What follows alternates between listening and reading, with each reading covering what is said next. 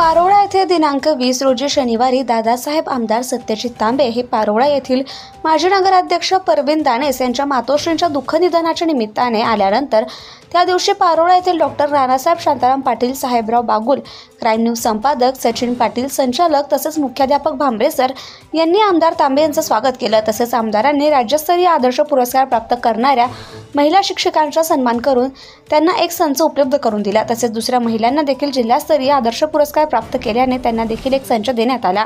या निमित्ताने शांताराम पाटील यांनी त्यांचं अभिवादन केलं। तसेच पारोळा तालुक्यातील एरंडोल तालुक्यातील जिल्ह्यामध्ये अनेक समस्यांना ऐकून त्या विधिमंडळामध्ये आवाज तसेच काही अपूर्ण काम असतील ते देखील पूर्ण करण्यात येतील असं आश्वासन आमदार तांबे यांनी पाटील यांना दिलं।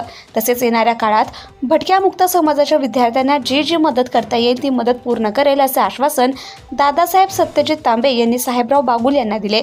तसेच यापुढील काही अडचणी असतील त्या मी सोडवण्याचा प्रयत्न करेल असे आश्वासन आमदारांनी दिले। दादा, आमच्या भटक्यामुक्त समाज संघटनेच्या वतीने आमच्या पारोळ्याच्या वतीने आपला आम्ही आभार व्यक्त करतो। पण विषय असा आहे, पारोळ्याचंच नव्हे त्यांना फार शिक्षण क्षेत्रामध्ये गोरगरिबांची पण मोठे चालू आहे। आणि सर्वात महत्त्वाचं म्हणजे 2 लाख करोड स्थानिक लोकांना फार निर्माण होते, याच्यावर थोडंफार बंधन आणलं पाहिजे।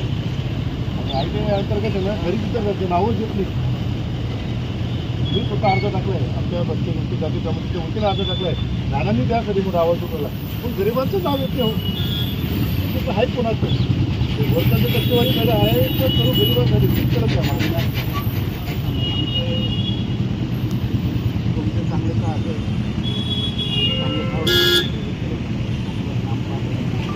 लोक मालेगाव तालुक्यामध्ये